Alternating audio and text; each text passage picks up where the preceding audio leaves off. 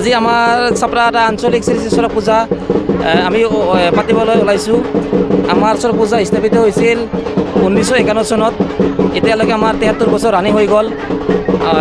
আমাৰ ইমান সন্ন্যাসীৰ কষ্টৰ ফলত আজি চৰক পূজা ঘূৰাও হ'ব।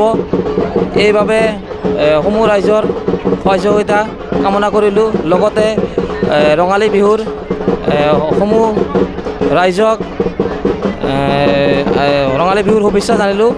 আৰু আজি আমাৰ লগত আপোনালোকে দেখাই পাইছে কিমান চাপৰা আঞ্চলিকৰ ভিতৰত এটাই আমাৰ চৰক পূজা অনুষ্ঠিত হয়।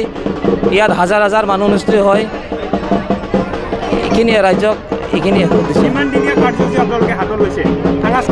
সাংস্কৃতিক অনুষ্ঠান এদিনীয়া। আজি প্ৰথম কাৰ্যসূচী চৰক কাজ ঘূৰাব।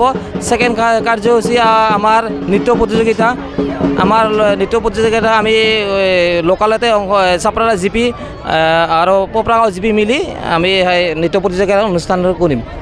কালিমাৰ আশীৰ্বাদ যাতে সমূহ অসমবাসীত থাকে, অসমবাসী কি অনুৰোধ জনাব বিচাৰে?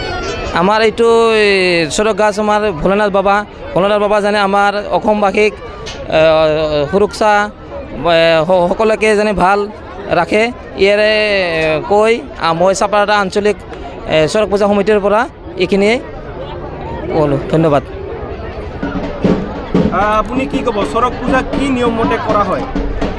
মই প্ৰথমতে আগন্তুক ৰঙালী বিহুৰ শুভেচ্ছা জনাই আৰু চ'ত মাহৰ মহা সংক্ৰান্তিত যিটো চৰক পূজা কৰা হয় তাৰ কাৰণে অভিনন্দন জনাই মই চৰক পূজাৰ সম্পৰ্কে দুআষাৰ ক'ব বিচাৰিছোঁ। এই চৰক পূজা 1951 চনৰ পৰা আমাৰ আটা জেঠ মানে আমাৰ পূৰ্বপুৰুষসকলে বিভিন্ন সনাতনীসকলে আমাৰ ইয়াতে পাঞ্জাবীও আছে, আদিবাসীও আছে, বেংগলীও আছে, অসমীয়াও আছে, বড়ো আছে, সকলোৱে আটাই মিলি আমি এই চৰক পূজাখন 1951 চনৰ পৰাই আৰম্ভ কৰিছোঁ। আজিলৈকে পৰম্পৰাভাৱে পূজাখন চলি আছে।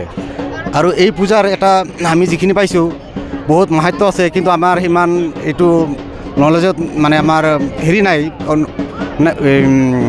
মাহাত্যখিনি আমি অজ্ঞাত। তথাপিও মই যিখিনি জানো সেইখিনি আগবাঢ়িছোঁ।